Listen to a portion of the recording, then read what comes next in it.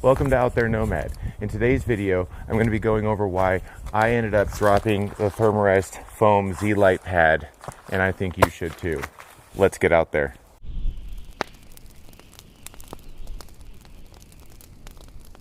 Okay, so today we're going to be talking about why I switched, and I think you should too, from the Thermarest Z-lite long foam sleeping pad.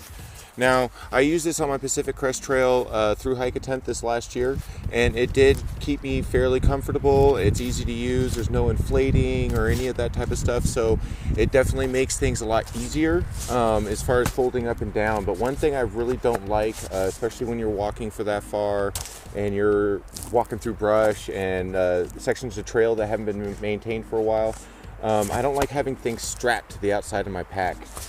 So before my Appalachian Trail through hike got canceled this year, I was preparing and I went ahead and replaced this foam pad for the Thermarest Neo Air Uberlite.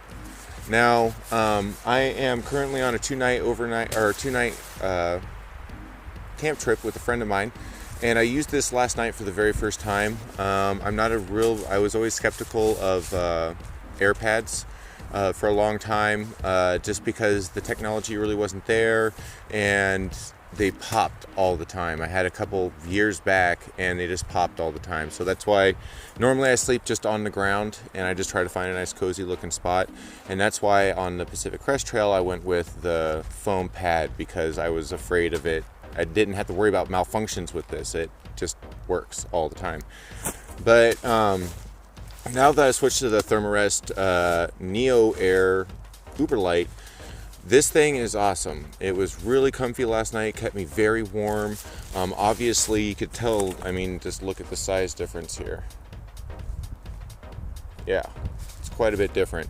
So, and I also brought a scale for another reason, is this is, like it says, Uberlite. It's super, super light. So it definitely makes a big difference while you're hiking, to be able to have this inside your pack instead of having this outside your pack strapped in, getting rubbed on bushes and stuff, and always having to worry about having this on the outside of your backpack. I have a timer set up right there, and I just want to sort of show you how big and how long it takes to fill this thing up.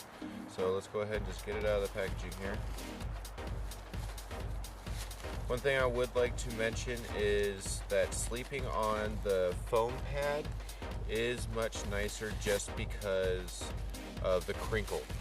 I don't know if you can hear that, but this gets a little crinkly when you're sleeping on it. This is pretty quiet, and for getting up in the morning, especially in a busy camp or something like that, this is definitely going to be a little bit louder for people that are interested in that type of thing. So I'm going to go ahead and roll this out.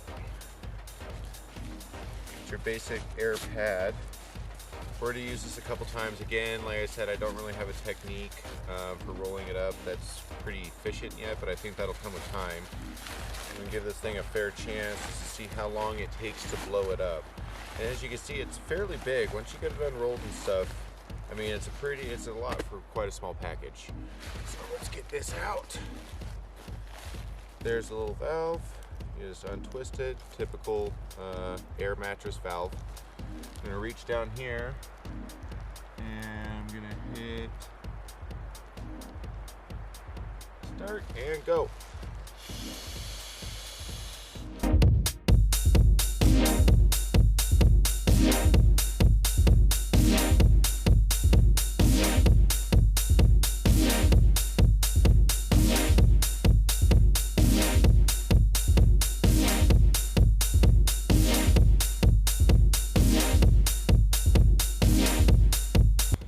One technique I do recommend here towards the end to get it extra tight so you get a little bit extra firmness to the mattress is get it down to where it's sealed a little bit, and then as you put pressure, as you start to blow, slowly untighten so you can put the pressure in and then tighten back up before you release your pressure, sort of like this.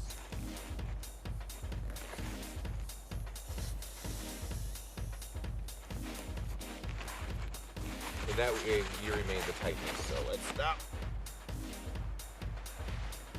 So not too bad. I'm pretty happy with that. Really, I mean, maybe, let's Just add a little bit more. Will compensate for the talking I stopped to do there.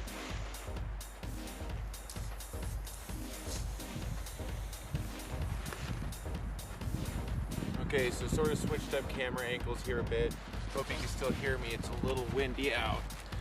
So, as you can see, the size of this is pretty decent. And we'll go ahead and roll this one out and see the size comparison here.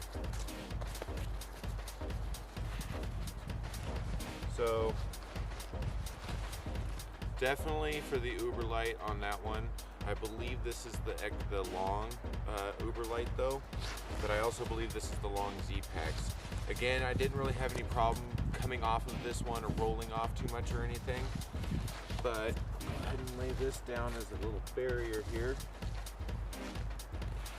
As you can see, definitely a lot more with the Uberlite. And there's a decent amount of loft. I'll come in a little bit so you can see that. A decent amount of loft in that. I mean, so definitely enjoying this product so far. It feels pretty sturdy. You can hear that crinkling though. That is one of the things I don't like. And it's definitely more time consuming. We were sitting right at about 2 minutes for that one. I bet you could do it in like 2 minutes, 45 seconds. But I mean, if you're hiking and always in a rush, that's not why I hike personally. So 2 minutes to fill this thing up really isn't a big deal. I think right now it's taking me roughly 10 minutes to really get it back into that bag. But I think I can get that down to where it's only going to be taking me 5 minutes to really pack this up in the morning. They actually both weigh exactly the same. Now, again, I'm not trying to knock these. I do think people that are doing through hikes or any type of long distance hikes should switch from these to one of these air mattresses. And I'm not comfortable with giving a full endorsement of these yet, just because I've only used it once. I like what I've seen so far. It's amazing so far. I will do a full review after I've done at least like a month's worth of sleeping on this thing and see if it develops holes. But I still recommend people switching from the Z-lite foam pad to it. It doesn't have to be the Uberlite. It's a little bit more expensive, but I think it's worth it.